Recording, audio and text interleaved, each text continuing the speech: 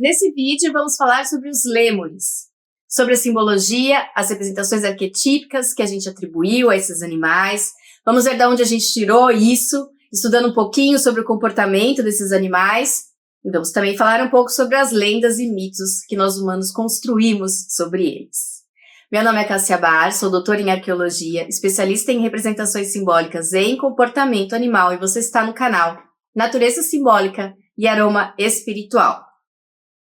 Quando a gente fala de lêmure, a gente está falando de uma superfamília. O que é isso?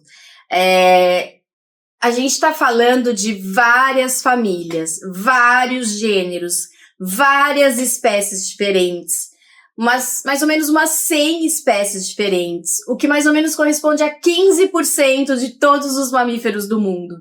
Então, no meio desse monte de bicho, você já deve imaginar que tem animais com comportamentos muito diferentes, tamanhos diferentes, hábitos diferentes. E isso complica um pouquinho para quem vai fazer uma análise simbólica, porque da onde vem o simbolismo que a gente atribui a esses animais? Por que a gente fala que um animal é ligado à água, ao fogo? Por que a gente fala que um animal é ligado à coragem, é ligado simbolicamente à paz, ou qualquer coisa assim? Porque a gente observa o comportamento desses animais e é a partir daí que os humanos criam essas associações. Então, para ficar mais fácil nesse vídeo de fazer esse recorte simbólico, eu vou falar somente sobre as espécies de lêmures de hábitos diurnos, que são também as maiores e que são também as mais conhecidas, talvez. Principalmente pelo filme Madagascar. Sim, é uma delas, né? Eu acho que o rei Julian é um lêmure de cauda anelada, se eu não me engano. E ele é uma das espécies que eu vou falar aqui. Então, eu vou falar sobre o Indri, que é o maior dos lêmures, e que não tem cauda, mas mesmo assim é um lêmure. Vou falar sobre os sifacas e vou falar sobre os lêmures de cauda anelada. Todos os lêmures, não só esses, são endêmicos de Madagascar, ou seja, eles só existem na ilha de Madagascar. Então você imagina, 15% dos primatas de todo mundo, das espécies de primatas do mundo inteiro, estão em mais ou menos 0,4% do território da Terra, em uma ilha. Pequena em comparação ao resto, né, do mundo, bem pequena. Então, nós estamos falando de animais muito especiais. Então, toda essa diversidade, toda essa adaptação a diferentes climas, a diferentes vegetações, a áreas mais áridas, áreas de florestas, tudo isso aconteceu em Madagascar, em mais nenhum lugar do mundo. E dentro de Madagascar, não é que a gente vai achar todas as espécies de lêmures espalhadas por Madagascar inteiro. Não, vai ter aquelas que são mais adaptadas ao clima árido, vai ter aquelas que são mais adaptadas à floresta, vai ter aquelas que vão habitar só uma faixinha do sul da ilha, uma faixinha do norte da ilha. Então, a questão de ser algo muito especial, algo que nasce em um lugar só, algo que se desenvolveu só naquele partezinha daquela ilha, lembra pra gente questões de como nós humanos lidamos com a raridade das coisas, que é algo que eu falei também no vídeo do panda vermelho. Quando a gente quer, por exemplo, dar um presente muito especial para alguém que vai simbolizar um amor eterno ou algo que assim é muito especial mesmo, se a gente tem dinheiro, certo? A gente vai buscar o quê? Uma pedra especial, que é rara, e que por ser rara, ela é muito cara e muito difícil, e toda essa raridade simboliza o amor, por exemplo, que a pessoa tem por outra. Então, a gente já vai começar dizendo que essa questão do incrível que é nascer uma pedra maravilhosa, de cor diferente, em um local específico do mundo, e da gente atribuir um valor incrível para isso só por causa da raridade dela, a gente também pode pensar a mesma coisa sobre os lêmures. Eles vão ter essa pegada simbólica. Outra coisa muito importante de se falar sobre os lêmures é que eles são animais de hábitos arborícolas. Eles vivem nas árvores. de modo geral, porque, por exemplo, o lêmure de cauda anelada, que é um dos que a gente vai falar bastante aqui, ele é um dos únicos que consegue passar mais ou menos uns 30% do seu tempo do dia na Terra. Fora, então, o nosso amigo aí de cauda anelada, a grande maioria vai passar o tempo dela todo nas árvores. Então, se a gente for pensar em termos de elemento, aqui na filosofia do Ocidente, nas filosofias do Ocidente, a gente vai pensar no elemento terra. Se a gente for pensar nas filosofias orientais, nas filosofias chinesas, por exemplo, a gente vai pensar no elemento madeira, que é o elemento ligado à árvore. Mesmo assim, no fundo, eles vão significar mais ou menos a mesma coisa. Por quê? Porque a terra é aquela que dá o nosso sustento, ela é a nossa mãe, é aquela que dá o nosso alimento, as nossas riquezas. As árvores dão também uma estrutura muito poderosa para a gente, né? A madeira é um elemento com uma dureza importante. Então, é um animal que ele vai estar nesse âmbito, que é um âmbito, vamos dizer assim, que filosoficamente, simbolicamente, é um âmbito muito rico. Então, veja, é um animal que já tem essa característica da raridade, né? Que tá ligado a essa coisa que a gente liga a um valor maior e tá num ambiente que dá para ele também essa pegada simbólica de nutrição, de proteção, de alimento. As copas das árvores, que são locais que eles frequentam bastante, são locais que protegem do sol intenso, que protegem da chuva, eles têm a proteção dessa dureza da madeira, essa firmeza. E além desse elemento, eles também vão estar, logicamente, muito ligados ao elemento ar. Não só porque eles pulam de galho em galho, né, como bons primatas, é a maneira que eles se locomovem, eles estão na copa das árvores, eles vão saltar de uma árvore para outra. Então, o saltar é se jogar no ar, né? E o ar, em muitas filosofias, ou é o elemento espiritual, aquele que vai nos ligar a algo maior, algo que está lá em cima, né? Que a gente tem essa questão também simbólica de achar que algo que está acima é algo que está nos astrais superiores, algo ligado à divindade, ou a questão mais mental também. De qualquer forma, esses elementos vão ser então importantes nessa configuração. E não só porque o ar, né, no caso, não só vai ser importante por causa dessa questão do pular, do saltar, do estar se movimentando no ar com leveza, né,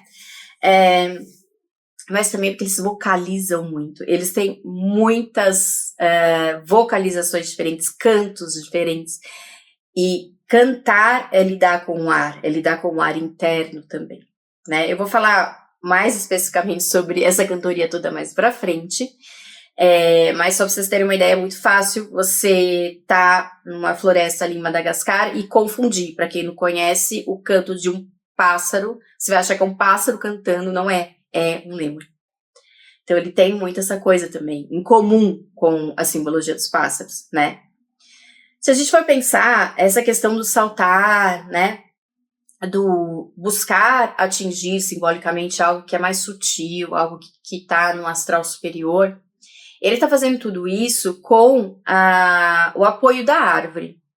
As árvores são simbolicamente muitas vezes representadas como o nosso próprio corpo, né? Sendo que as raízes das árvores seriam como a sola dos nossos pés, onde ficam os nossos chakras da sola do pé. Enfim, o chakra da sola do pé chama chakra da sola do pé, né? Enfim. Mas o chakra da sola do pé está ligado ao chakra básico. E ele vai fazer, então, essa ligação que vai do chakra básico, passar pelo chakra da sola dos nossos pés e vai até o centro da Terra. A gente vê isso nas filosofias ocidentais espiritualistas atuais, a gente vê isso também nas filosofias hindus, por exemplo, né?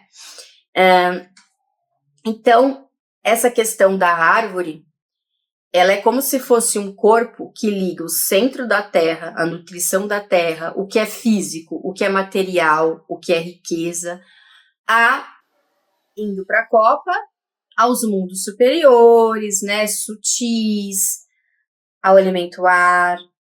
Então, os lêmures, eles vão estar transitando por um eixo do acima e do abaixo. São animais que têm um potencial, então, de serem compreendidos como importantes para as sociedades xamânicas. Por quê? Porque, de modo geral, as sociedades xamânicas desse planeta, elas procuram símbolos, animais, plantas, que vão auxiliá-las a fazerem o voo xamânico, ou seja, a transitar entre mundos diferentes. Então, o Lemuri por si só já seria um símbolo desse trânsito. Os Lemures ficam nas árvores não só porque lá é o lar deles, é o ambiente deles, mas também porque a grande maioria deles se alimenta de frutas, de sementes, de folhas. O Indri, por exemplo, ele se alimenta muito de folha. Ele pode se alimentar de frutas, flores, sementes também, mas é uma coisa até bastante diferenciada, porque é muito difícil você ver um primata que se alimenta principalmente de folhas, né? E no caso do Indri, ele se alimenta bastante de folhas. Já, por exemplo, o Lemuri de cauda anelada, ele vai se alimentar de tudo isso, mas também vai ter ali seus momentos de comer um bichinho pequeno, insetos, pequenos vertebrados, que ele, na verdade, seria um onívoro oportunista, né? Mas, de modo geral, eles preferem, se tiver, fruta, folha, flor. E essa questão da flor é muito legal, muito importante, porque eles podem se alimentar de néctar. Eles têm esse focinho bem comprido, então eles conseguem colocar o focinho dentro das flores sem prejudicar as flores, se alimentar do néctar, e quando eles tiram esse focinho da flor, tá cheio de pólen, e eles vão para a próxima flor. O que eles estão fazendo? Eles estão polinizando. Então eles são polinizadores, eles são criadores de vida.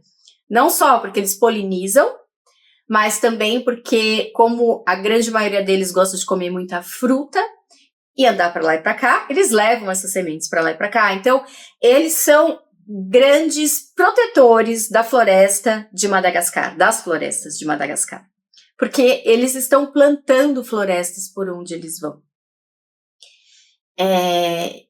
E é uma coisa sempre que a gente pensa de um animal que é capaz de se alimentar de néctar.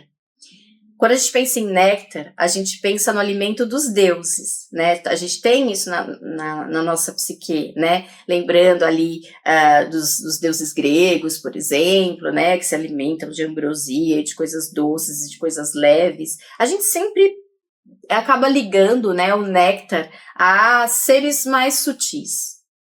Então, ele estando em um ambiente que já é aéreo e se alimentando de néctar, isso liga ele ainda mais a essa questão dos mundos superiores. Mas, como eu falei, não é só isso, né? Ele se alimenta de frutos, né? Que são, por si só, né? A maior expressão do que a Terra nos dá, então dessa materialidade, e também se alimentam de morte, de vez em quando, porque eles caçam, né? Então, eles causam a morte também. Mas não muito. Eles gostam mais de fruta mesmo. E algumas espécies podem comer também as resinas das árvores, que é uma coisa muito interessante. Então, as árvores, de vez em quando, você pode ter já visto uma árvore machucada, que ela solta aquela resina, que é como se fosse uma coisa meio plastificada, assim, bem bonita, dourada, geralmente, que ela faz um curativo ali. Aquilo é líquido quando sai, e é docinho, e eles comem também. Então, eles estão comendo o fruto da terra, eles estão se alimentando também, estão causando a morte de outros animais, estão se alimentando de coisas sutis, e estão também se alimentando, vamos dizer assim, do que deixa o tronco vivo, ou seja, da própria estabilidade, que é esse caminho que eles fazem entre a terra e os céus. Então, são animais bem completos, simbolicamente, né? Mas está faltando ainda os elementos aí, né? A água não vai ser um animal que é muito ligado à água, tá? Não é um animal que a gente vai ver muito nadando, não é um animal que a gente vai ver muito nesse âmbito, que é o âmbito que a gente liga as emoções, né? Mas é um animal que a gente vai ver em muitas espécies muito ligado ao sol. Não só porque, obviamente, são animais diurnos, né? Que eu tô falando aqui dos lêmures diurnos, não tô falando dos lêmures noturnos, mas porque muitos deles fazem uma pose de manhã. De manhã eles acordam, né? O Indre, o lêmure de cauda anelada, por exemplo, eles acordam e eles acham legal tomar o solzinho. E eles vão tomar o solzinho, eles sentam em um lugar, por exemplo, em uma pedra, e eles fazem uma pose como se eles estivessem meditando. Assim, vou mostrar aqui as fotos, vocês vão ver que realmente parece que eles estão ali em posição de lótus, meditando, né, fazendo uma meditação do sol nascente, né, enfim. Então, isso lembra muito a gente também, essa questão do espiritual, né, a gente olhando, lógico, né, sem saber nada, o animal só tá querendo tomar um solzinho, mas a gente olhando, a gente fala, nossa, parece que ele tá ali meditando, que ele tá ali saudando o sol nascente. E traz pra gente essa questão de estar no presente, essa questão da espiritualidade, essa questão da calma, né? Em geral, não são animais agressivos, com humanos, por exemplo. Entre eles pode ocorrer, sim, agressividade, mas não é algo que seja assim, nossa, é um animal agressivo, é uma das características mais fortes. Não, não é. Vai ocorrer aquela agressividade normal que ocorre entre grupos, em épocas de acasalamento, território, etc. Não é um animal que vai ser marcado por essa simbologia, muito pelo contrário. São animais que não fazem mal aos humanos. São animais que toleram a presença uns dos outros, muito porque o que ocorre bastante é que uma espécie de lêmure que está ocorrendo em um mesmo lugar com outra espécie de lêmure não vai comer as mesmas frutas, então não vai ter todo esse conflito geralmente. São animais que têm movimentos graciosos, eles são muito ligados à graciosidade também, à leveza, os saltos são muito bonitos, eles são animais com um corpo com aparência leve, né, com membros leves, longos, alguns têm cauda longa, né, só o índio que não tem, tadinho, mas ele também tem um corpo bem, assim, esguio, eles são como se fossem bailarinos nas árvores, eles são muito ligados às artes, né, tem esse balé, tem essa dança e tem o canto também. Então, quando a gente pensa neles, quando a gente utiliza uma imagem de um lêmure para alguma coisa, geralmente a gente está querendo mostrar essas qualidades positivas, qualidades delicadas, qualidades de movimento, qualidades de socialização, qualidades de amizade, como a gente já vai ver, que está bastante claro também no comportamento deles, entre eles. Como eu disse, os lêmures são animais sociais. Eles vivem, por exemplo, os de cauda anelada vão viver em grupos de 6 até 30 indivíduos. A maioria dos grupos tem assim uns 13, 15 indivíduos. Esses grupos são matrilineares, ou seja, a fêmea é que manda em todo mundo, e ela deixa isso bem claro. Ela realmente é a primeira que come, é a primeira que faz tudo, ela que manda em tudo que todo mundo tá fazendo ali. Então, os machos são bem submissos a essa fêmea chefe, né, essa fêmea alfa. Existe também a hierarquia entre os machos, mas aí entre eles se resolvem, eles realmente não se metem com ela. Esse título dessa rainha não passa para a filha dela, isso aí depois vai ter que ser conquistado de outras formas. Dentro do grupo, os machos geralmente, quando atingem uma certa idade, eles vão procurar outros grupos para viver, né? Dentro da convivência ali desse grupo, eles fazem bastante grooming, que é aquela técnica de ficar catando bichinho, fazendo carinho, arrumando cabelinho, que a gente vê em muitos animais e que é muito comum entre os primatas, né? Eles gostam bastante de fazer isso, e quando eles estão fazendo isso, eles estão reforçando os laços que eles têm uns com os outros, é como se fosse um carinho que eles fazem, né, uns nos outros. Brigas ocorrem, como eu falei para vocês, principalmente na questão territorial, eles procuram manter um território, O que nem sempre é fácil, porque às vezes a comida começa a ficar um pouco mais escassa, e aí começa um território de um a se sobrepor o outro, e aí quando acontece isso, acontecem as brigas, e também brigam na hora de fazer a corte das fêmeas, né? A briga pode ser uma briga de saltos, né? Eles usam saltos também para brigar, usam as garras, usam os dentes mais. Por exemplo, os de cauda anelada, eles vão fazer uma briga que literalmente se chama briga fedida.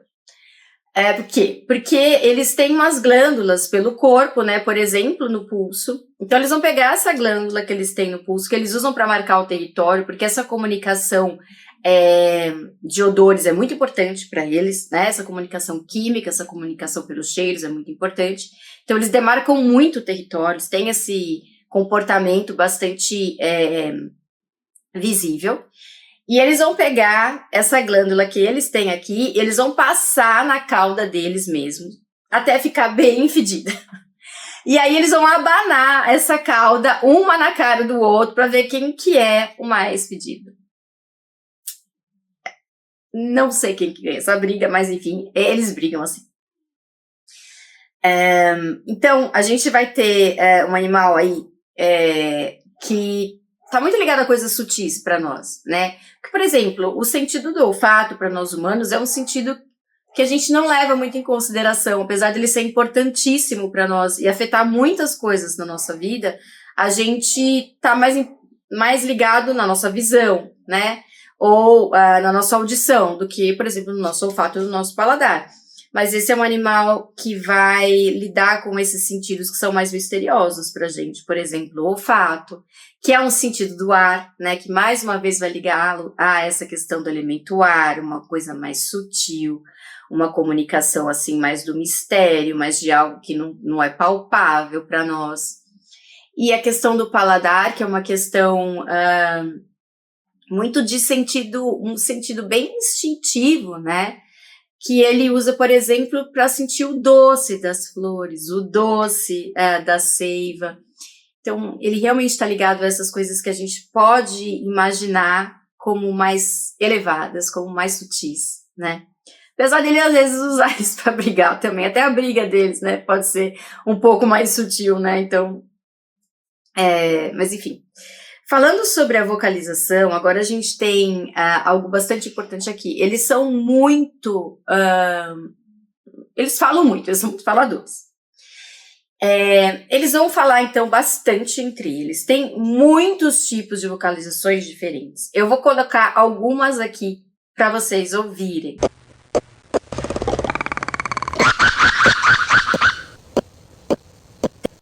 Tem vários tipos. Então, tem esses que parecem estalinhos, esses parecem cantos, esses que parecem rosnados, né, ronronar, né, tem muitas coisas mesmo, mas tem bom, eles vão usar isso não só para se comunicar entre eles sobre muitas coisas, mas também para avisar sobre predadores.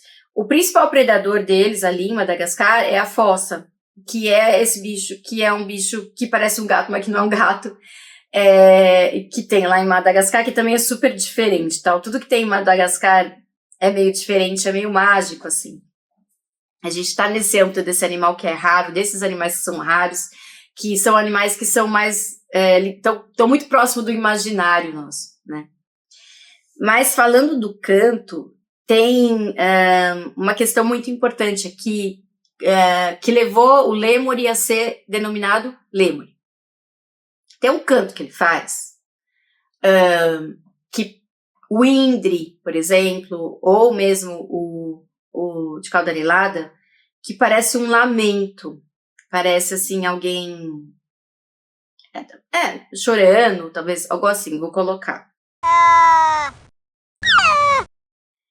Os lemos, para os antigos romanos, seriam almas de pessoas que não receberam os ritos funerários que deviam ter recebido quando foram de arrasta para cima. Então, em Roma tinha, como em praticamente todas as culturas, uma série de rituais e elementos que tinham que ser realizados quando uma pessoa falecia. Assim como uma pessoa falece aqui, dependendo da sua cultura, né? Geralmente, você vai fazer o funeral, você vai colocar num caixão, você vai enterrar ou você vai cremar, aí depende, mas tem uma série de ritos que você vai seguir. Então, para os romanos, se uma pessoa morresse e não recebesse esses ritos, por exemplo, morreu num acidente, ninguém viu, ficou por aí, ela ia virar um lêmur. Um lêmur é essa alma que fica vagando por aí, que é uma alma que está nervosa, que é uma alma que não recebeu o que tinha que receber, então ela fica meio que assombrando as pessoas, ela é perigosa, tal, e ela dá uns gritos na noite, né? Então, o Carl Linneu, olha só a confusão agora. Quando ele viu um outro bicho, que não é o lêmur, que são os lores, que são os macaquinhos, por exemplo, lá do Sri Lanka, que parecem bastante os lêmures, ele falou, eu vou chamar de lêmur, porque eu acho que eles andam na noite, eles têm esses olhões, eles parecem meio fantasmas, então vou dar esse nome para eles. Ele falou isso, mas aí as lendas começam a, né, rolar. Então, quando os portugueses... Disse uma lenda, que não é verdade, porque se o Linneu já falou isso, é porque essa lenda não é verdade, mas tem essa lenda também. Diz uma lenda que quando os portugueses chegaram em Madagascar, porque sim, foram os portugueses também os primeiros colonizadores a chegarem em Madagascar, e foi em 1500 também. A gente tem isso em comum. Pro bem e pro mal, né? Mas enfim. Então conta a lenda que quando eles chegaram, eles ouviram os cantos dos lêmures, que pareciam esses lamúrios, eles falaram, devem ser essas almas, esses lêmures. Enfim, apesar do Linneu já ter falado que não foi por causa disso, foi por causa de outro bicho, aí fizeram uma confusão e botaram o nome desse bicho no outro bicho, e aí... Mas... ficou assim, é daí que vem o nome Lemuri. O nome Lemuri vem dessa lenda romana. E o Lemuri de cauda anelada, o nome dele científico é Lemur catus, que é esse animal, né? Esse animal não, esse ser aí, essa alma, e catus vem de gato por causa desse ronronado meio que ele faz, que parece um gato. Imaginação, né? Fértil. Mas enfim, são animais independentes de tudo isso que têm o seu nome, seja por uma maneira que foi a maneira real ou por uma maneira que depois foi atribuída, ligado ao canto. E, como eu falei para vocês, são animais que dançam, são animais que saltam, né, que fazem balé pelo ar, são animais que cantam, se comunicam bastante, são animais artistas. Veja você, né, tem um monte de vocalizações diferentes. E por que eles são artistas? Porque, além de tudo, existe um estudo, que eu vou colocar aqui para vocês, que demonstrou, um estudo científico que demonstrou que os lêmures têm ritmo. E isso não é óbvio. Alguns animais têm ritmo, noção de ritmo. Por exemplo, os pássaros canoros. Por exemplo, nós humanos. E não se sabe, né, se outros primatas têm também essa noção, mas os lêmures têm essa noção. Então, eles sabem o que eles estão fazendo e eles estão cantando de alguma forma, que se eles têm ritmo, eles estão fazendo algum tipo de música, né, na nossa visão. Então, sim, são animais músicos, são animais das artes, da leveza, da dança, da amizade, da beleza, de todas essas coisas positivas. Quanto à reprodução, a gente vai ver que muitas espécies de lêmures vão ter o que a gente chama de fotoperíodo. O que é isso? O corpo das fêmeas, ele vai perceber quando que a temperatura está propícia, para que o corpo dela também esteja propício para se abrir para a reprodução e para que os filhotes nasçam em uma época que eles tenham que comer. Então, é aquele tipo de animal que está muito ligado ao seu ambiente, está sentindo coisas muito sutis, a gente falou bastante de sutilidade aqui, né? Ele também sente a temperatura, e essa temperatura vai dizer para a fêmea se é legal, está fértil ou não. Geralmente, por exemplo, de cauda anelada, isso vai ocorrer lá para maio, e aí os filhotinhos vão nascer em setembro. Então, como é um país do hemisfério sul, a gente está falando de filhotes que vão nascer na primavera, numa época muito fértil, muito propícia para que os filhotinhos nasçam, né? Tudo isso sentido ali pelo grupo, sentido pelo corpo, é uma coisa muito integrada e muito bonita, né? A relação que eles têm com a floresta. Se a gente for pensar que eles mesmos estão plantando essas florestas, eles mesmos estão ajudando essa temperatura a ficar propícia, né? Para isso. Os filhotinhos, que são muito fofos, vão primeiro ficar na barriguinha das mães, depois vão passar para as costas, elas vão carregar eles por aí. A gente pode observar dentro dos de cauda anelada um alloparenting, né, ou seja, o grupo inteiro pode ocasionalmente cuidar dos filhotes, eles se cuidam uns dos outros. O pai também pode ajudar, né, embora não tanto, mas ele também pode ajudar. E no caso dessa espécie de cauda anelada, eles são polígenos, né? Então não é só a fêmea alfa que vai ter filhotinhos, outras fêmeas também vão ter e o macho vai copular com várias fêmeas. E aí eles que briguem e decidam entre eles, né? E aí que eles fazem aquelas lutas fedidas. Mas enfim, outras espécies, como por exemplo o indre, né, que é aquela espécie bem grandona, vão ser monogâmicos e vão ser monogâmicos pro resto da vida. Eles vão escolher um par e só vão trocar de par quando o outro for de raça para cima. Então também tem toda essa questão do amor, essa questão da família, essa questão do cuidado.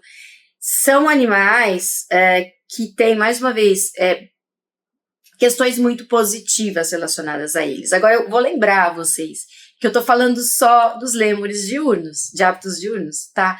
Porque talvez eu faça outro vídeo, mas os de hábitos noturnos, eles têm outras conotações bem diferentes, inclusive que refletem nas mitologias. E aqui eu vou falar só das mitologias dos diurnos, né? E antes de entrar, então, nos mitos e lendas, eu vou contar uma novidade para vocês, que é o novo curso que eu lancei, que é a Jornada dos Animais de Poder. Gente, que eu fiz com muito carinho e que tá muito legal. Então, vão ser 8 etapas desse curso.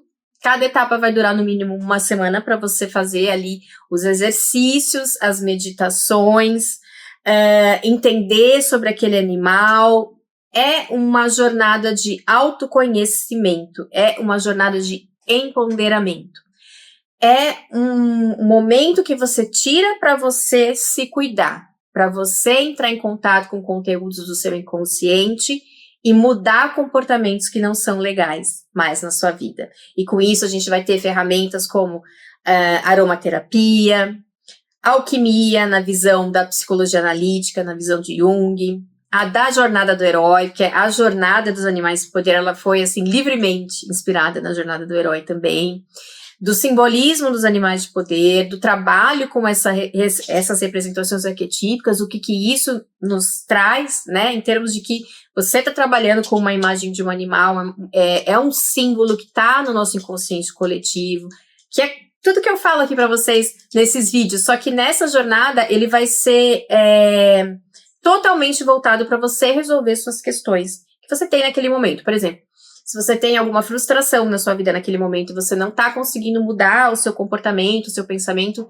essa jornada vai te ajudar a fazer isso, tá legal? E você faz ela no tempo que você quiser. Se você quiser ficar no primeiro exercício uma semana ou quiser ficar no primeiro exercício um mês, é por você, certo? Então, visitem a página onde está aqui, né, no meu Linktree, para vocês entenderem direitinho. Tem um vídeo explicando como que é a jornada, tá aqui no YouTube, tá nessa página. Vocês vão gostar. Fora isso, tem outros também cursos, né, que é parte de aromaterapia, que é o curso de enferragem caseira, para você aprender a fazer seus próprios perfumes, e o curso também de óleos vegetais para pele. E fora isso, temos as páginas, tá tudo no Linktree também, de venda de arte, dos serviços que a gente oferece aqui na Natureza Simbólica.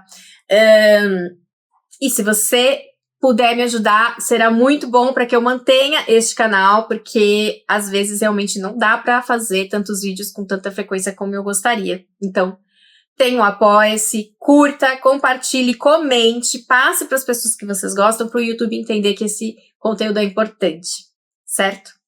Bem, vamos começar então com os mitos e lendas e vamos começar pelo Indre.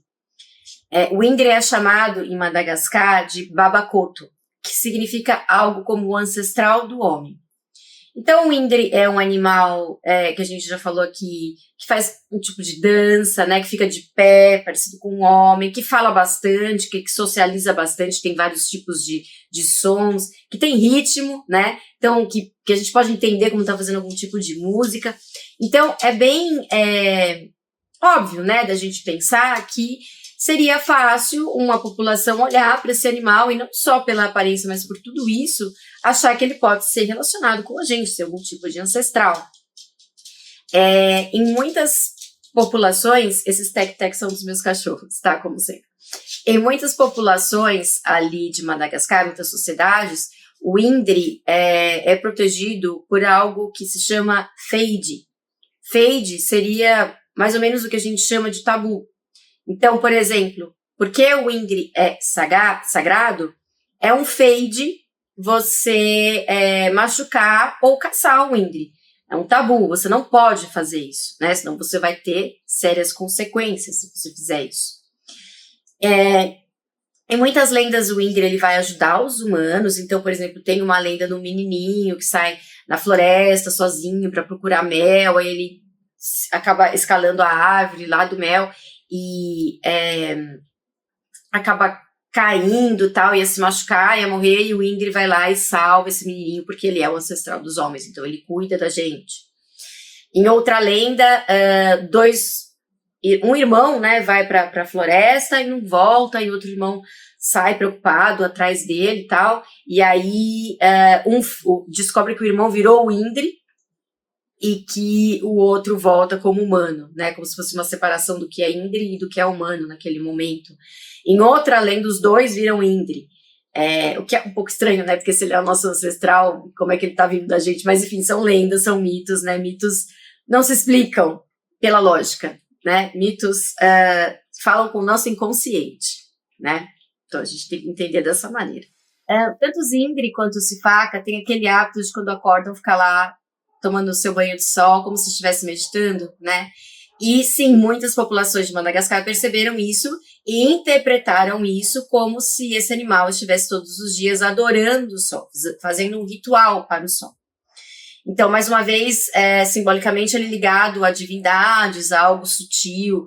Tudo que a gente vê e traduz simbolicamente do comportamento dos animais vai aparecer nos mitos, sempre.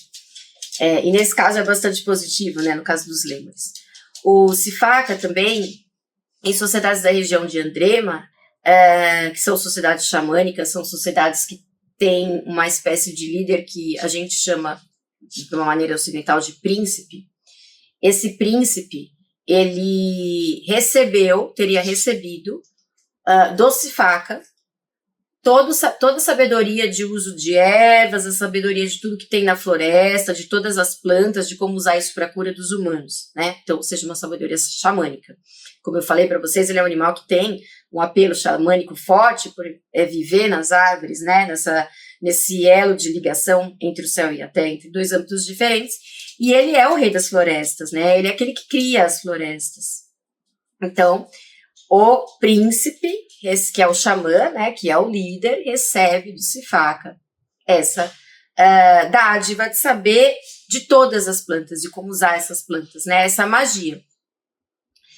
Também tem o tabu alimentar com o Sifaka, não se pode comer o Sifaka em muitas regiões, não se pode machucá-lo também. Outras lendas também vão ligar os Sifakas a uma questão de ser um ancestral humano ou um irmão nosso, um marido nosso, ou uma mulher nossa, enfim, dentro da família ali, porque tem várias lendas que algum membro da família, de alguma forma, fez algo ruim ali, né, algo que não deveria ser feito, e foi punido por um dos membros dessa família, e nessa punição ele vira um lêmure, ele vira um Sifaka, e ele continua vivendo ali, né, não é porque o Sifaka, não é porque fez alguma coisa ruim pra nós, que não é nossa família, vai continuar aqui na família.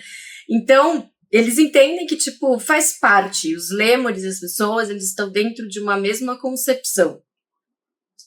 São nossos irmãos, são uma coisa só. Como eu falei para vocês, tem muitos, muitos mitos, né? Mas eles meio que giram nessa mesma tônica, de que são animais sagrados, de que não se pode maltratá-los, de que vão proteger a gente, de que vão trazer coisas boas pra gente, de que são como a gente, né? Então, uma coisa em geral positiva com os lêmures diurnos. Como eu falei para vocês, os portugueses chegaram aqui em 1500, viram os lêmures, né, e contaram sobre essas coisas mais esdrúxulas, como era comum, né, com os europeus dessa época que viajavam. Por exemplo, teve um pesquisador inglês, o Samuel Purchas, que descreveu os lêmures em 1625 como se fossem umas raposas, porque ele achou a cauda parecida com a da raposa, tal. É difícil, né, porque ele nunca tinha visto esse animal, tal. Teve várias descrições, assim, ao longo dos séculos, né. Mas a gente sabe que o Ocidente só mesmo ficou sabendo quem é o lêmure depois do rei Julian. Tá dado, né? Isso aí a gente deve ao rei Julian, não tem jeito. Teve também o Zubumafu, teve algumas pessoas que assistiram isso quando foram crianças, né? Ficou brava com o Zubumafu agora, não sei o que aconteceu. O Zubumafu acho que é um Sifaca. Bem, enfim, espero que vocês tenham gostado desse animal que traz tanta coisa boa pra gente simbolicamente, né? É um animal bem, bem simpático. Desculpa pela minha voz, que não está das melhores, mas que enfim, acho que deu certo, né? Até o próximo vídeo.